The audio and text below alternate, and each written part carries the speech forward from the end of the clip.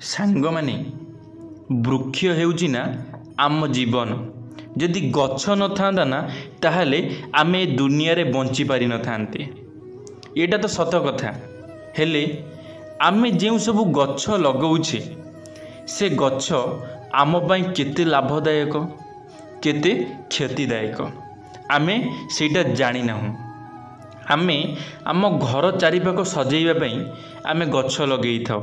ଛୋଟ ମୋଟ ଗଛ ହେଉ କିଛି ଶୋ ପାଇଁ କିଛି ଗଛ ଲଗେଇଥାଉ। ମାନେ ଆମ ବାରି ହେଉ କି ଆମ ଘରର ଅଗଣା ହେଉ ଟିକେ ଭଲ ସୁନ୍ଦର ଦେଖାଯିବ, ଟିକେ ଛାଇ ପଡ଼ିବ ବୋଲି, ଭଲ ପବନ ଆସିବ ଘର ଭିତରକୁ ବୋଲି, ବାୟୁମଣ୍ଡଳ ଥଣ୍ଡା ରହିବ ବୋଲି ଆମେ ଗଛ ଲଗେଇଥାଉ। ହେଲେ ଆମେ ଏମିତି ଗଛ ଲଗେଇଥାଉ ଯାହାକି ଆମ ପାଇଁ ଗୋଟିଏ ସମୟରେ ବହୁତ ବିପଦ ଆଣିକି ଦେଇଥାଏ। ଯେଉଁ ଗଛ ଦ୍ୱାରା ଆମକୁ ବହୁତ ଖରାପ ସଂକେତ ମିଳିଥାଏ, ଆମର ବହୁତ ଖରାପ ହୋଇଥାଏ।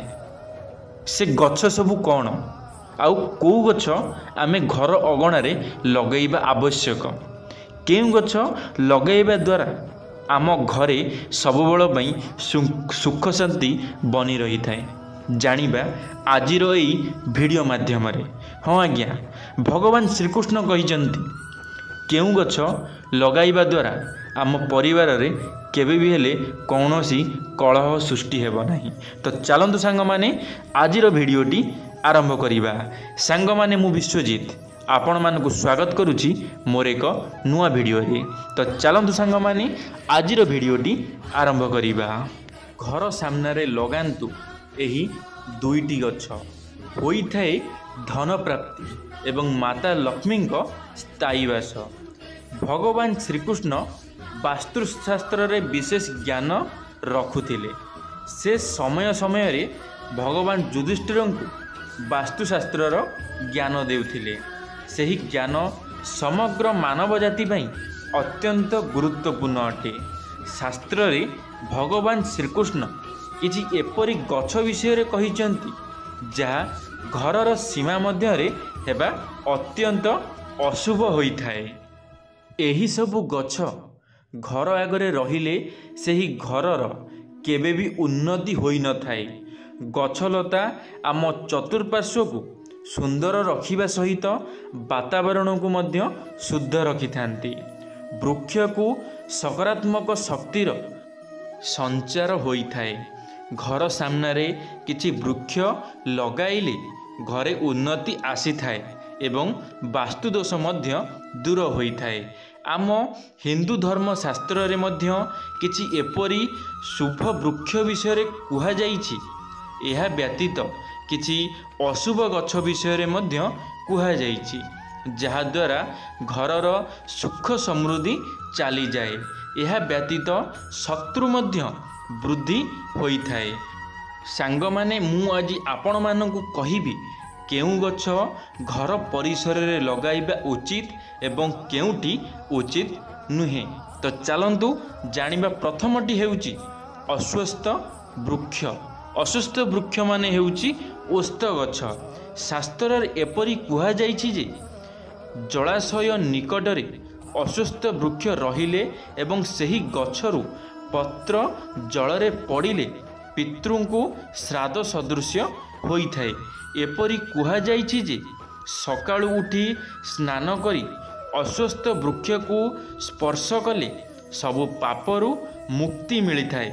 ଅଶ୍ୱସ୍ଥ ବୃକ୍ଷରେ ବ୍ରହ୍ମା, ବିଷ୍ଣୁ ଏବଂ ମହେଶ୍ୱର ବାସ କରନ୍ତି।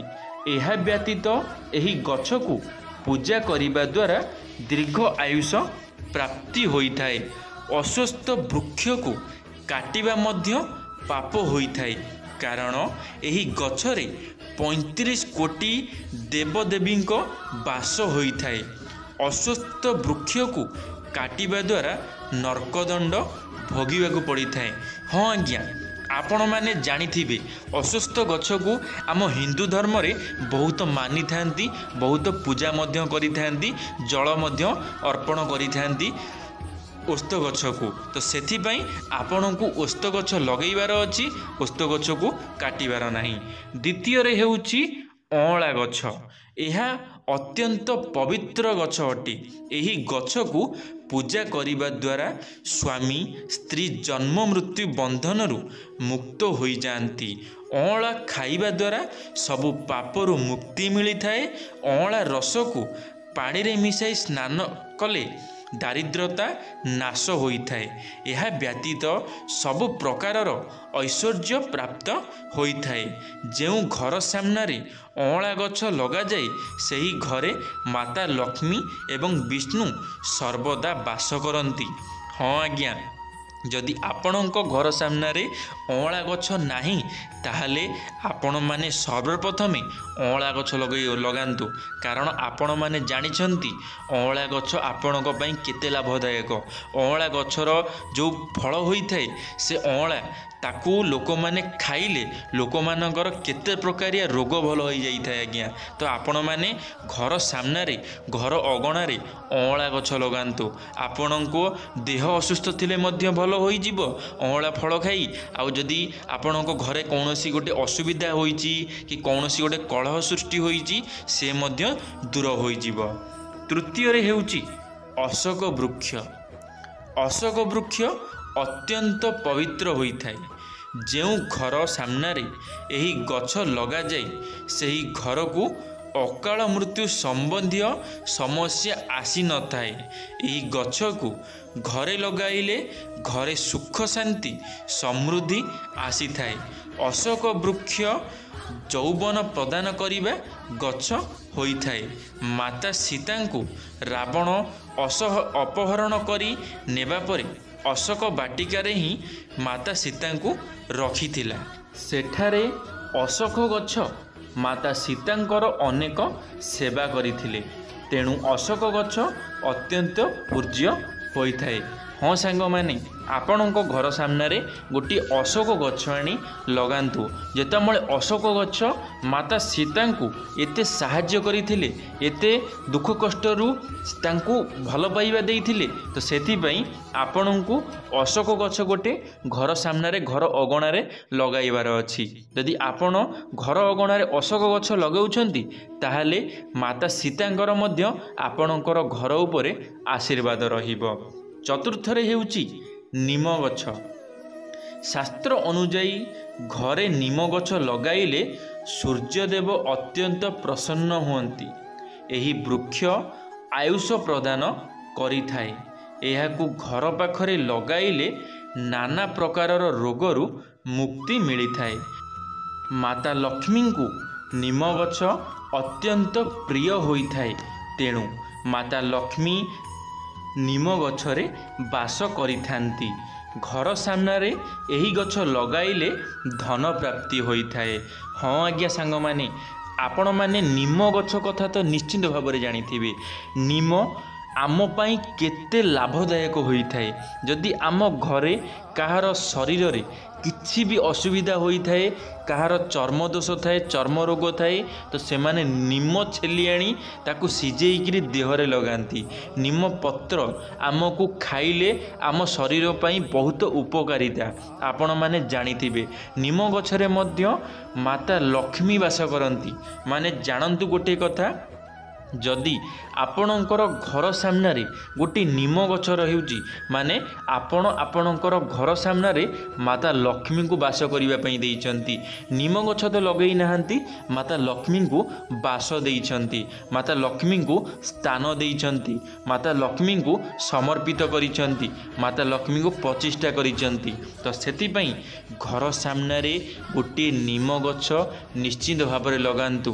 ଦେଖିବେ ନିଜ ଜୀବନରେ କେବେ ବି ହେଲେ ଦୁଃଖ କଷ୍ଟରେ ରହିବେନି।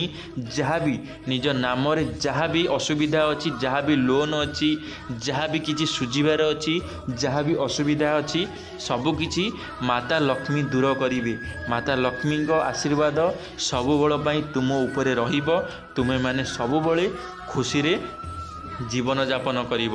ସେଥିପାଇଁ ଘର ସାମ୍ନାରେ ଏହି 4ଟି ଗଛ ନିଶ୍ଚିନ୍ତ ଭାବରେ ଲଗାନ୍ତୁ। 4ଟି ଗଛର ନିଶ୍ଚିନ୍ତ ଭାବରେ କିଛି अलग अलग गुण रोचे जहाँकि निज घर पर निश्चित भाव में आवश्यक। तो से आपण मानक अनुरोध ए गछ आपण मैंने निश्चित भाव में घर सामने लगातु। तो धन्यवाद सांग मैंने, आशा करी मोर ये भिडटी आपण मानक निश्चित भाव में भल लगी।